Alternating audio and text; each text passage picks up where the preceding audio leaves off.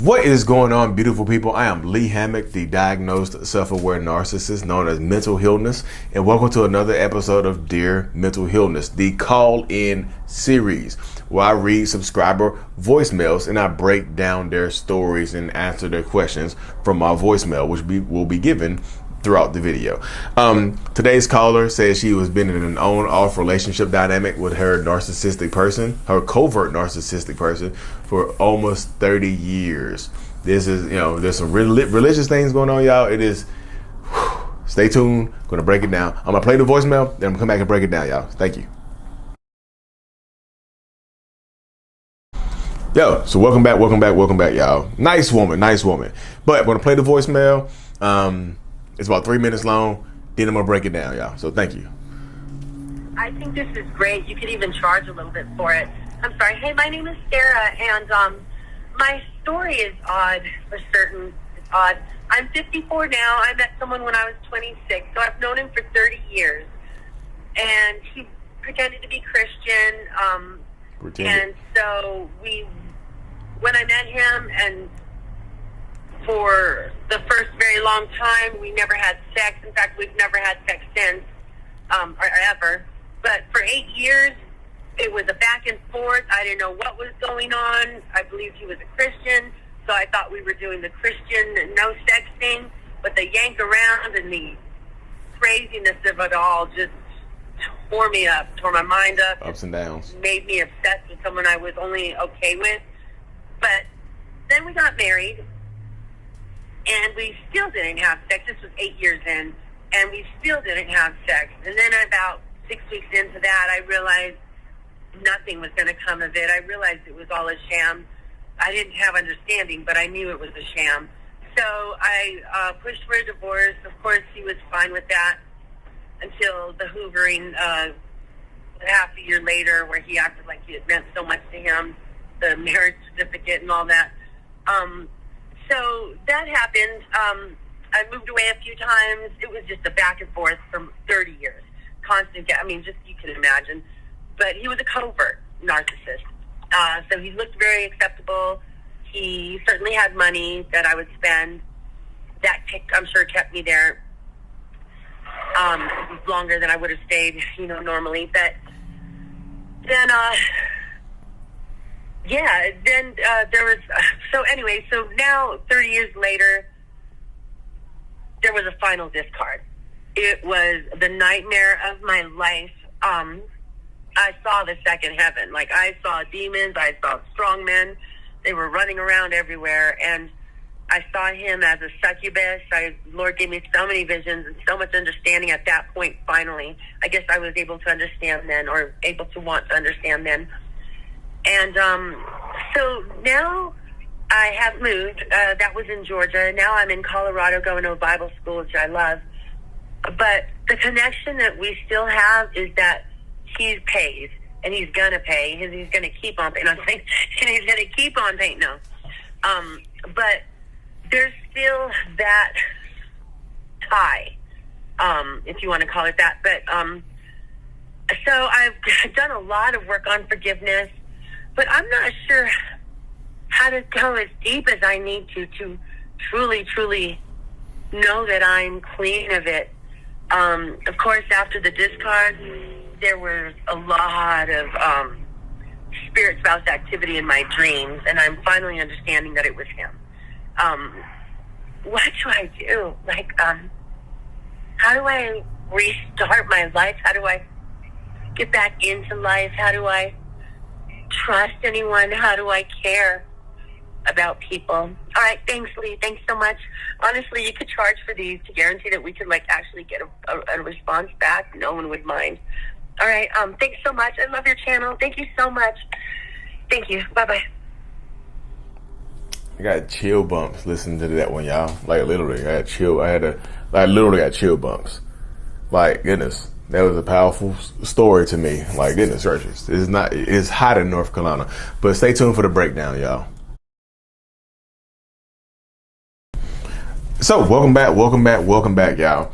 So, almost 30 years of back and forth, which can be, 30 years is a long time. I'm 38 years old, so it's like 8 years younger than me, but like so one way that I noticed that a lot of narcissistic people get into your life is because you trust them, and how the narcissists build trust. They are around you. Longevity in your life can be a way that narcissistic people build trust. Another way that they can build trust is they are around your family or your friends in situations like this. Your friends co-sign this person. Your friends know this person, or they've been your friend. They could have been your friend for an extended period of time. And guess what? Because you trust your friends, you expect this person to be cool with you. You expect this person to be there for you, be nice with you, and things of that nature. So that's a way to get narcissistic people to trust you. Guess what another way is? Religion.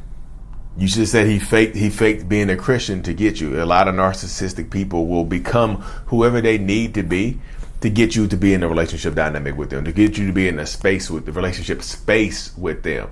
So he pretended to be Christian. You see what I'm saying?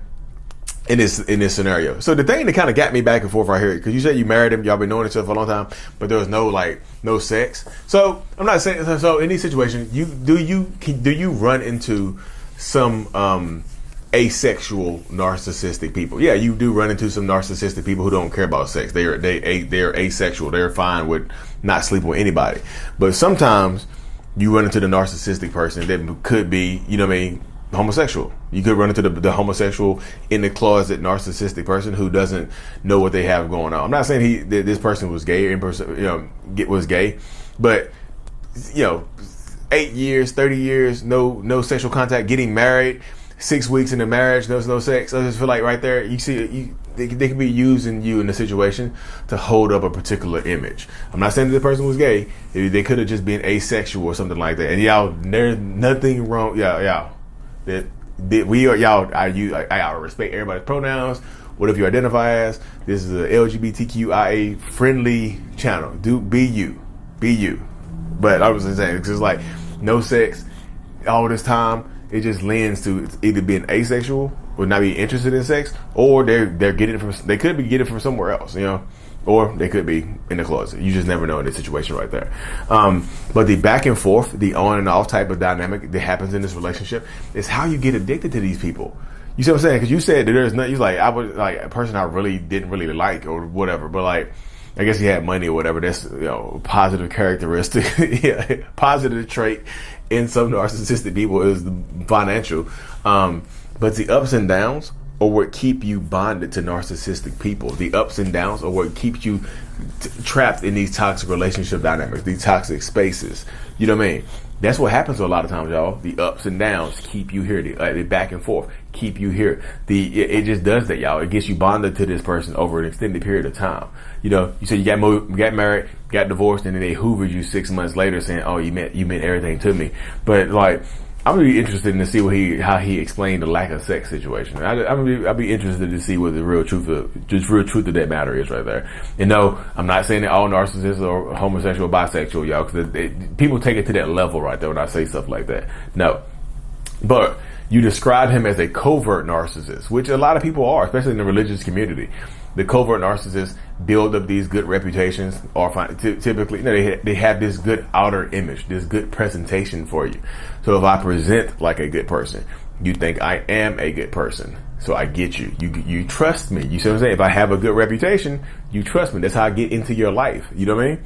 You trust the grass over there because it looks safe, but you step into it, it's got ticks all in it. The ticks just bite you. The ticks are biting your legs and stuff like that. You know what I mean? But I know you said you are a religious person, so sometimes God do be sending you signs. Sometimes God send you signs in your dreams. Hey, look, go ahead, Sarah, go and give you a dash of dreams right here, a little dream right here.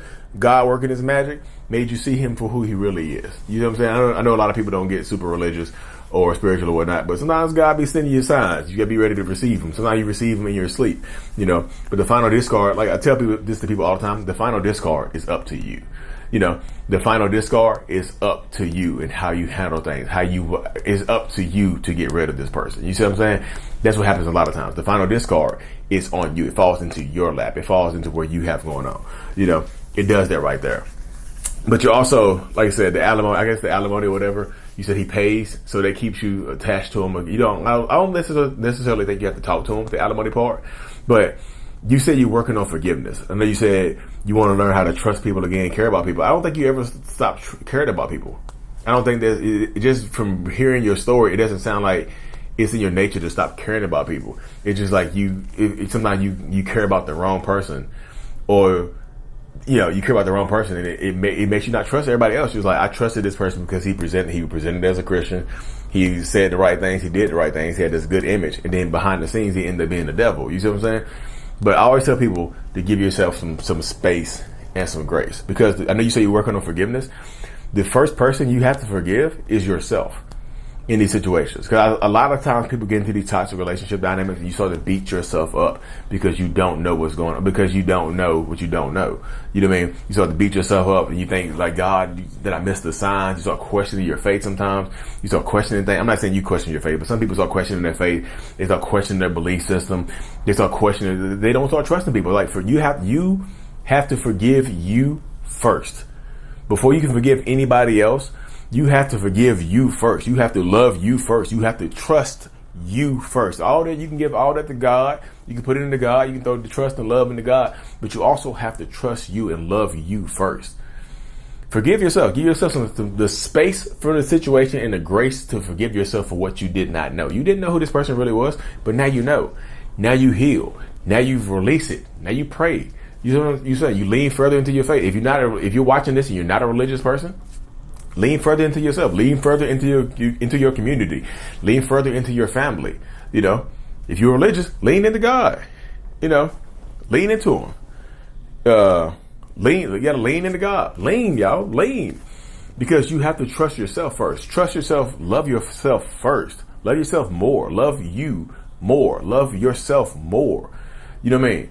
You got a lot of life left to live. You got to live it to the utmost quality, the highest quality ever. You know what I mean? Continue on your faith journey. Like I said, trust yourself to get out there. If you want to find love again, find love again. You got time. Trust me. The way the world goes, you got time out here. Just trust people. Just trust yourself. Ask questions. Set boundaries. And if it doesn't feel right, if you feel like God is sending you a red flag, then you listen to the red flag, y'all. Don't fight your intuition, because sometimes your intuition is God just saying, hey, look, this ain't it right here. It's God saying this ain't it.